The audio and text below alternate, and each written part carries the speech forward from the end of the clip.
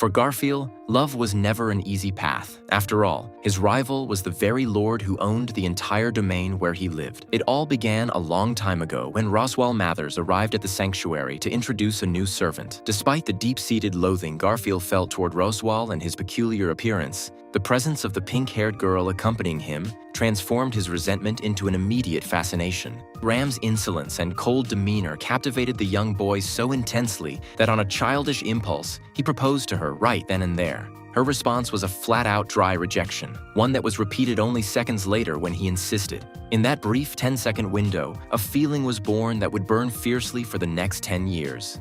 Over time, Ram's visits to the sanctuary became a regular occurrence. On one occasion, in an attempt to get closer to her, Garfiel suggested she stop serving her lord, to which she responded with a grim story about the supposed kidnapping of her little sister at the mansion. Garfiel's fury and his promise of an immediate rescue forced Ram to physically intervene to calm him down, clarifying that the whole thing had been a cruel prank. However, Ram's subsequent confession about feeling like a burden to her own sister left the young boy reeling with frustration, unable to find the right words to comfort her. This moment of vulnerability led him to conclude that he needed to educate himself, to read and study, to better understand the complexities of the heart of the woman he loved. In fact, that's exactly why he started reading the books his sister had sent him, which he had previously ignored. One moonlit night, Garfiel went looking for Ram to gift her an apple, but the scene he witnessed pushed him over the edge. Seeing Roswell performing magic on a Ram who seemed to be in intense pain, Garfiel's demi-human instincts took over, transforming him into a savage beast that attacked the mage without hesitation. He woke up much later in localized pain and with a broken nose, only to realize he was receiving a lap pillow from Ram. His attempt to take advantage of the peaceful moment to propose again ended with a shove from the maid that sent him straight to the floor.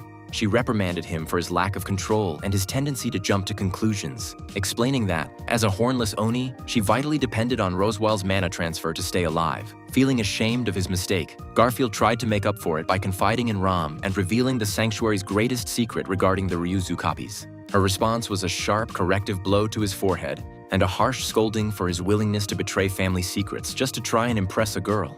That humiliation cut deep into the young man, who was questioned on whether he truly wished to be a weak and pathetic fool. In that instant, he resolved to transform himself into the strongest and wisest man possible to be worthy of her. However, even though the years turned him into a confident warrior, his marriage proposals continued to meet the same blunt rejection. But that's a story you already know. Remember, I've started a series on cut content here on the channel.